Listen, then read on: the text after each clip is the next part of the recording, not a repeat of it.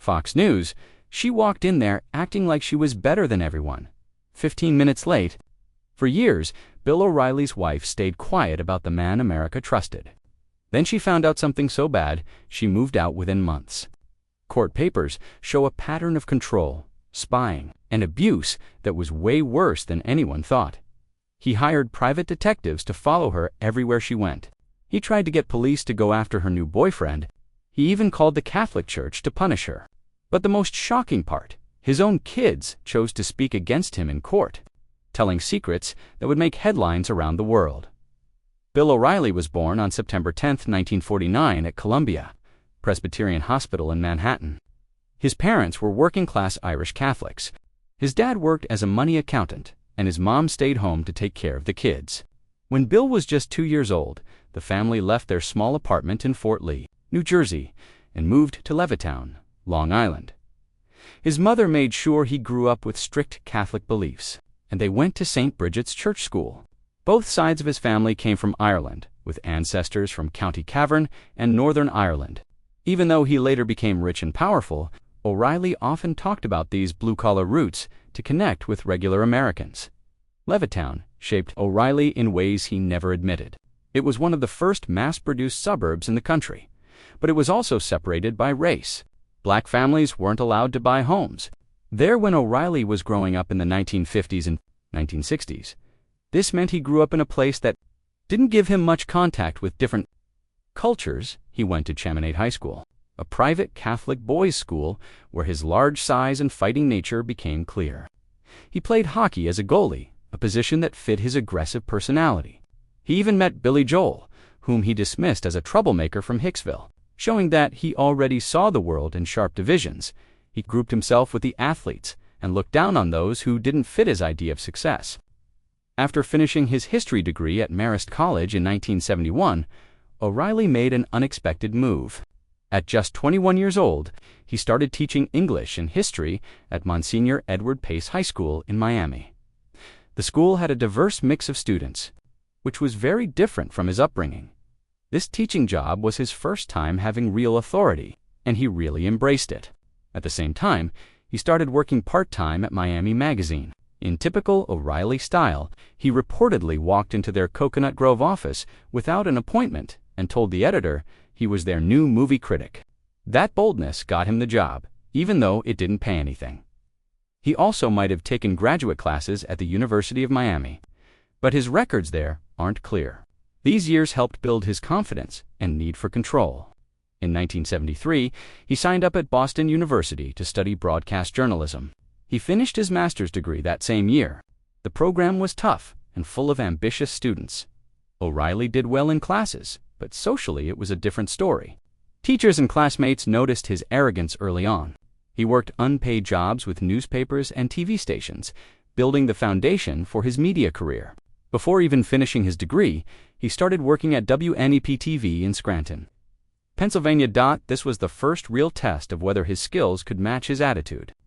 It quickly became clear that he was good at getting attention, but also hard to manage. At WNEP-TV, he worked as a weather reporter and anchor. His style was loud, direct, and often harsh. Behind the scenes, he fought with management so often that they almost fired him multiple times. But viewers liked him. His ratings were strong, and that protected him. The lesson stuck with him. As long as people watched, he could get away with anything. Next came Dallas. At WFAA-TV in the mid-1970s, he won an award from the Dallas Press Club for investigative reporting. But how he got that story raised questions. Sources later said he secretly recorded phone calls without permission. It was illegal, and it broke journalism ethics. But it worked. The award gave him a career boost and strengthened his belief that results were more important than rules. By 1978, he had moved to Denver, where he worked at KMGH-TV. There he covered a dramatic airplane hijacking at Stapleton Airport and won a local Emmy. But again, questions followed.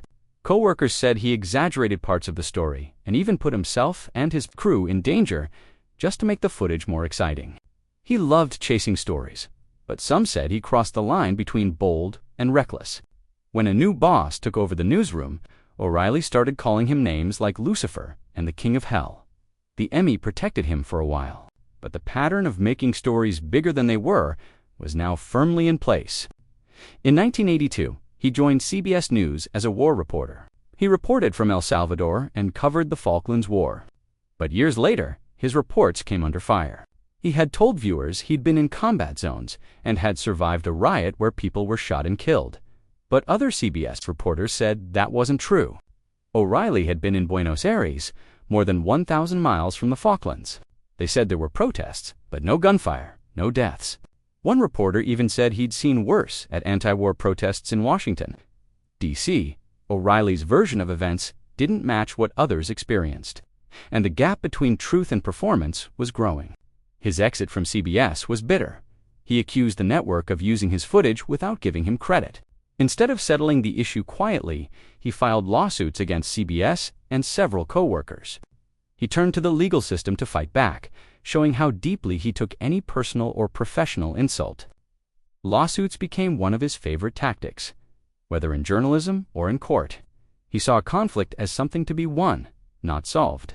Bill O'Reilly's rise to national television began in 1986 when he joined ABC News after leaving CBS over a disagreement, though the details behind that split were never made public. The move was a big step up. He had gone from local news to working for one of the biggest networks in America. For the next 3 years, he reported for ABC World News Tonight, improving his on-camera presence and setting himself up for something much bigger. He later claimed he won multiple awards during that period, including 2 Emmys and 2 National Headliner Awards. But no source has ever clearly confirmed the exact timeline of those wins. In 1989, O'Reilly joined Inside Edition. At the time, it was just another struggling entertainment news show, but that changed quickly. He started as a senior reporter, then became the main anchor. Within months, he pushed the show in a new direction. He introduced a confrontational, aggressive style that would later be called gotcha journalism. His producers were trained to surprise people with cameras. The goal wasn't to get honest answers. The goal was to make people look bad. It worked. Ratings shot up. Inside Edition became the most watched entertainment news show in America, and it made millions in ad money. This approach also became the model for what O'Reilly would do at Fox News later. But behind the scenes, things were falling apart. In the 1990s, O'Reilly's temper exploded during a taping. A minor teleprompter problem sent him into a rage. He screamed, pounded his desk, and shouted, "We'll do it live!" The clip didn't surface until 2008, but when it did, it went viral fast. Over 1.6 million people watched the meltdown online. It showed O'Reilly as unhinged and verbally abusive to his own staff. He later said it was normal behavior under pressure. But the footage told a different story. It exposed the chaos behind his carefully controlled public image and hinted at deeper problems. At the same time, several female co-workers at Inside Edition were already raising red flags. They accused O'Reilly of sexual harassment, including inappropriate comments, unwanted advances, and threats to their careers. Complaints were quietly buried. Management wanted to protect the rising star. Some women were pressured into silence. Others were moved to different jobs or forced out. One producer later revealed that O'Reilly would ask for phone sex and say things like, "I know, but I'm going to make you play," when reminded of his power over their jobs. These early accusations would eventually lead to a pattern of payouts and silence agreements that stretched into his Fox News years.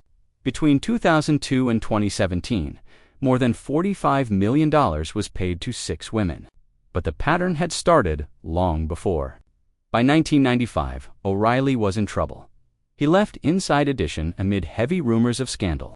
Some reports said King World Productions had quietly paid large sums to multiple women to prevent lawsuits. Others suggested documents were destroyed, and employees were told to lie if anything ever became public. That same year, he signed up at Harvard's Kennedy School of Government.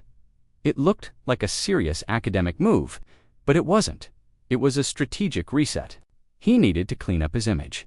The Ivy League degree made him look like a policy expert, not a disgraced tabloid host. There's little known about his time at Harvard. His thesis never surfaced, and there's no record of deep academic work. Still, it worked. His next big move came quickly. In October 1986, Roger Ailes hired O'Reilly to join the newly launched Fox News channel. Elle didn't want traditional news anchors. He wanted conflict, opinion, and ratings. O'Reilly was perfect for that. Elle gave him a nightly show, first called The O'Reilly Report. It launched the same day the network did, October 7, 1996. A month later, O'Reilly married Maureen McPhilmy. They had met in 1992 when she worked in public relations, and he was still rising F.